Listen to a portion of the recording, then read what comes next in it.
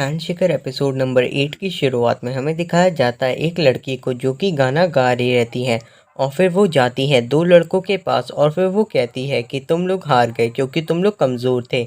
ऐसा एक English philosopher ने कहा था। तभी वहाँ पे एक छोटा सा मोटा सा आदमी आ जाता है और वो कहता है कि बहुत ही अच्छे कोदामा। और फिर वो कहती है कि मैं काफ़ी ज़्यादा थक चुकी हूँ अपने मैनेजर से। और फिर जो मैनेजर रहता है वो कहता है कि मैंने आपके आगे के प्लान के बारे में सब कुछ तैयार कर लिया है। और फिर वो उसे कोयोरी और ताजुना की फ़ोटो देता है और फिर वो लड़की कहती है तो ये है हमारे 8 नंबर के हैंडशेक का टारगेट। फिर हमें दिखाया जाता है कि जो दुनिया है वो वापस से जिगर्ट में बदल चुकी है और वहाँ पे जो ताजुना रहता है वो काफ़ी ज़्यादा हाँफ रहा रहता है और अपनी तलवार की मदद से किसी चीज़ को रोक रहा रहता है। और जो कोयोरी रहती है वो इसे देख के काफ़ी ज़्यादा परेशान रहती है और तभी वहाँ पे वो लड़की आती है और वो कहती है कि मैं यहाँ पे तुम लोगों को एक गाना सुनाती हूँ। और फिर जो ताजुना रहता है वो कहता है कि जैसा मैंने सोचा था ये कोई गलती से हुआ अटैक नहीं था, ये सोचा समझा प्लान था। फिर वो लड़की उनके सामने आ जाती है और वो कहती है कि तुम लोगों को मानना पड़ेगा कि तुम लोग हमारी ताकत को देखने के बावजूद यहाँ पे खड़े हो और लड़ने की कोशिश कर रहे हो। फिर वो कहती है चलो मैं तुम्हें एक बात बताती हूँ, एक इंग्लिश फिलोसोफर ने कहा था। फिर वो थोड़ी बहुत फिलोसफी झाड़ती है और फिर जो ताजुना रहता है वो कोयोरी से कहता है कि कोयोरी तुम अभी जाओ और कहीं छुप जाओ, जब मौका होगा तो मैं तुम्हें बताऊंगा, तब हम लोग मिलके चार्ज करेंगे। कोयोरी वहां से जाना नहीं चाहती थी लेकिन ताजुना के कहने पे वो मान जाती है और फिर जो ताजुना रहता है वो उस लड़की से लड़ना शुरू कर देता है लेकिन वो लड़की उसे लात मार के दूर फेंक देती है और फिर ताजुना सीधा कोयोरी के पास जाके गिरता है और कोयोरी उसे उठाती है और ताजुना गिरे गिरे में ही कहता है कि ये लड़की उन सभी से ताकतवर है जिनसे भी अभी तक हम लोग लड़े हैं। और फिर वो कहती है चलो मैं तुम्हारे लिए फिर से एक गाना गाती हूँ, सिर्फ और सिर्फ तुम्हारे लिए, क्योंकि ये जो मोमेंट है ये काफ़ी ज़्यादा प्रेशियस है। और फिर वो उनके लिए गाना गाती है और उसे सुन के ताजुना कहता है ये आवाज़ तो मैंने सुनी हुई लगती है। तभी वहाँ पे उस लड़की का मैनेजर दौड़ते हुए आ जाता है और वो कहता है कि ये कितना ज़्यादा बुरा है, इन लोगों को आपके बारे में कुछ भी नहीं मालूम है। और उसके बाद वो कहती है कोई बात नहीं, ये तुम्हारी काफ़ी ज़्यादा बुरी आदत है, बैटल के बीच में यूं ही आ जाना। और फिर वो वहाँ से चला जाता है और वो वहाँ पे जाके सीधा इंट्रोड्यूस कराने लगता है खुद को कोयोरी और ताजुना को। और फिर वो लड़की कहती है कि हम लोग किसी बिजनेस मीटिंग के अंदर नहीं हैं और फिर वो उसे सॉरी कहता है। और फिर वो कहती है कि एक फ्रेंच फिलोसोफर ने कहा था कि अगर तुम्हें डर लगे तो इसका मतलब है कि तुम्हारी जो नॉलेज है वो झूठी है। और फिर जो ताजुना रहता है वो तलवार लेके खड़ा हो जाता है उसे लड़ने के लिए। फिर वो लड़की भी अपनी एक तलवार बना लेती है और फिर दोनों एक दूसरे से लड़ना शुरू कर देते हैं लेकिन वो लड़की ताजुना के ऊपर भारी पड़ती है और ताजुना को दूर फेंक देती है। और गिरते हुए ताजुना सोच रहा रहता है कि आखिर ये सब क्यों हो रहा है।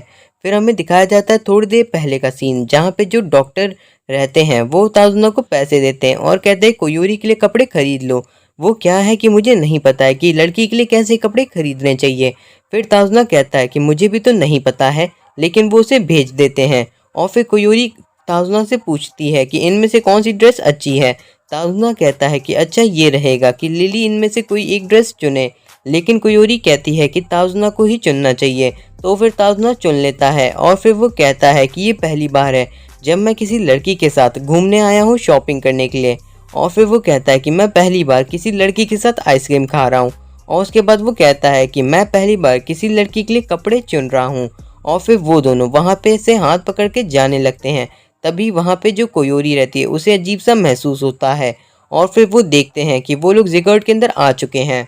ये सब कुछ देख के ताजुना कहता है कि लगता है किसी को पता था कि हम लोग यहाँ पे हैं। और फिर उनके ऊपर एक अटैक होता है जिसे ताजुना रोक देता है।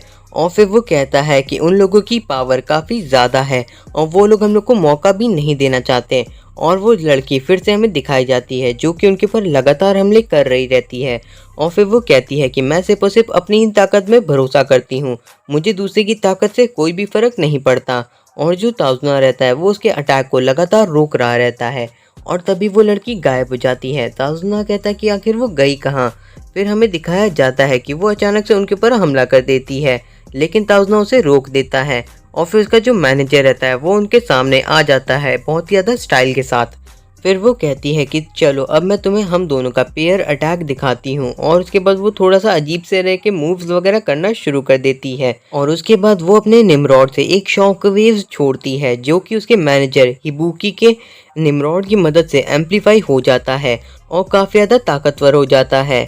फिर वो जो अटैक रहता है वो उनको कोयोरी और ताजना की ओर भेज देते हैं और फिर उसका मैनेजर कहता है कि ये तो एक और आसान जीत थी और वो हंसती है और वो सोचती है कि उन्होंने हरा दिया, लेकिन तभी वो देखती है कि असल में वो दोनों वहाँ से भागने में कामयाब हो गए। और फिर हमें दिखाया जाता है कि जो ताजुना रहता है वो बेहोश रहता है और कोयोरी अभी भी होश में रहती है और बिल्कुल ठीक रहती है। वो ताजुना की फ़ोटो को खींच के प्रोफेसर को भेज देती है और फिर हमें दिखाया जाता है कि जो ताजुना है वो बिस्तर के ऊपर लेटा हुआ है और वो बताता है कि असल में वो लोग वहाँ से कैसे भागे। उन्होंने वहाँ पे ज़मीन के अंदर छेद कर दिया और पानी की मदद से वहाँ से भाग गए। फिर जो प्रोफेसर रहते हैं वो ताजुना के प्लान की तारीफ करते हैं और कहते हैं कि तुमने बिल्कुल सही किया, बैटल की रेंज से भागना काफ़ी ज़्यादा अच्छा मूव था। और फिर वो कहता है कि वो लोग की पावर एक अलग ही लेवल पे थी और उन लोग के निमरॉड से पूरा जिगर्ड भी चेंज हो जाता है। फिर प्रोफेसर बताते हैं कि निमरॉड जिगर्ड को काफ़ी ज़्यादा अलग अलग तरीके से चेंज कर सकते हैं और अगर वो लोग डायरेक्टली निमरॉड से अपने जिगर्ड को चेंज कर पा रहे हैं, इसका मतलब है कि वो गॉड की रेस में काफ़ी ज़्यादा आगे हैं। असल में तुम जितने ज़्यादा हैंडशेकर को हराओगे उतनी ज़्यादा तुम ताकतवर होते जाओगे और मैंने पहले भी इस तरह के काफ़ी सारे हैंडशेकर को देखा है। तुम्हारी किस्मत अच्छी थी कि तुम वहाँ से भाग पाए। फिर ताजुना कहता है कि मुझे जितना ज़्यादा हो सके उतना ज़्यादा फोकस करना होगा क्योंकि मैं हार नहीं सकता, अगर मैं हारा तो कोयोरी मर जाएगी। ताजुना की बातें सुन के प्रोफेसर कहते हैं कि ये बात साफ है कि उनके टारगेट तुम हो और मुझे नहीं लगता कि तुम अभी उन जैसे अपोनेंट का सामना कर पाओगे इस हालत के अंदर। फिर ताजुना बिस्तर से उठता है और वो कोयोरी से कहता है कि उसे चिंता करने की कोई भी जरूरत नहीं है। फिर सीन शिफ्ट होता है और हमें उसी लड़की को दिखाया जाता है और वो अपने मैनेजर से कह रही रहती है कि कल ही मैंने एक बैटल लड़ी है तो आज मैं कोई भी लाइव सेशन नहीं करूँगी।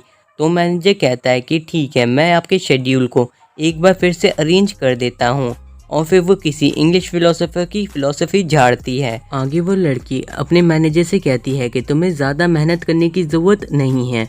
तभी उसके मैनेजर को एक फ़ोन आता है और फिर वो लड़की पूछती है कि आखिर क्या हुआ।